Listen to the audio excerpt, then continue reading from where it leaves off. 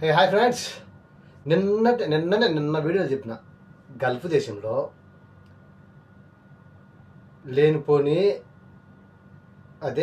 ఇన్లీగల్ బిజినెస్లకు పాల్పడుతున్నారని చెప్పి Kuwait government హెచ్చరించిందని చెప్పి నేను నిన్నటి వీడియోలో చెప్పిన. మళ్ళీ ఈరోజు వార్త అంటే కువైట్లోని సూయక్ పోర్ట్ అనమాట. అంటే రవాణాలు సముద్రం ద్వారా వచ్చే రవాణాలన్నీ సూయక్ అనే ప్రాంతంలో మొత్తం కంటైనర్లు అక్కడే దిగుతాయి అనమాట.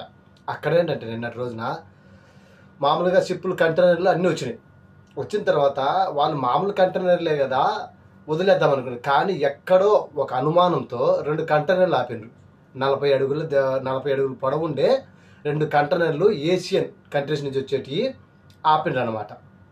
ఆపిన తర్వాత వాటిల్లో తేలింది అంటే వాళ్ళు ఆపేసి అనుమానంతో ఆపేసి చెక్ చేయంగా చూస్తే ఆ రెంటల్లో వచ్చేసి 29.5 టన్నులు పొగాకు ఉందన్నమాట.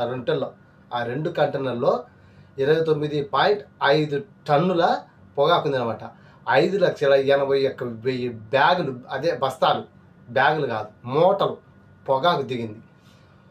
వాటిని గవర్నమెంట్ కస్టమ్స్ ఆఫీసర్లు స్వాధీనం చేసుకున్నారన్నమాట. ఇప్పుడు మామూలుగా అయితే పోర్టులలో కస్టమ్స్ ఉంటారు అనమాట. కస్టమ్స్ ఖచ్చితంగా ప్రతి షిప్పును తనిఖీ చేస్తారనమాట. డౌట్ వచ్చి తనిఖీ చేసిన తర్వాత ఏషియన్ కంట్రీ నుంచి వచ్చే ఒక 2 కంటైనర్లలో పొగాకు ఉందని చెప్పి తేలిపోయింది. వాళ్ళు చెక్ చేర్చాలి అంటే మొత్తం తనిఖీ చేస్తారు కదా. తనిఖీ చేసిన తర్వాత ఏమవుతుంది, ఇది ఏమని తెలిసిపోయింది. వాళ్ళు చూడగానే షాక్ అయింది అనమాట.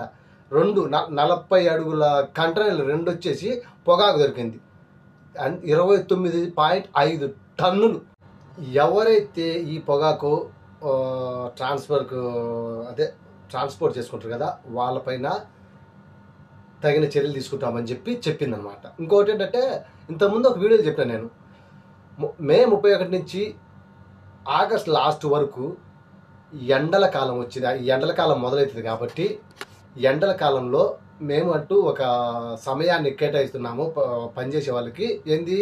ఎండాకాలం దృష్టిలో పెట్టుకొని ఎండలు ఎక్కువ ఉంటాయి కదా, నిప్పులు నెట్టుంటాయి, 53, 52 డిగ్రీల ఎండ కాస్తుంది.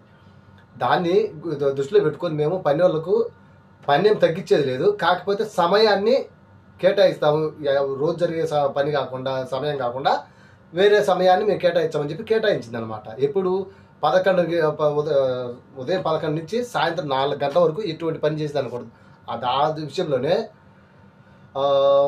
Public authority for man power అనే ఒకటి సంస్థ ఉంది కదా, వాళ్ళు వచ్చేసి 60 కంపెనీల మీద దాడి చేయాలని చెప్పి అనుకున్నారు. 30 కంపెనీలు చేసి 30 కంపెనీలు వచ్చేసి ఉల్లంఘన కేసులు నమోదు చేసింది అనమాట. ఇంకా 30 అన్నమాట తిరిగేదానికి.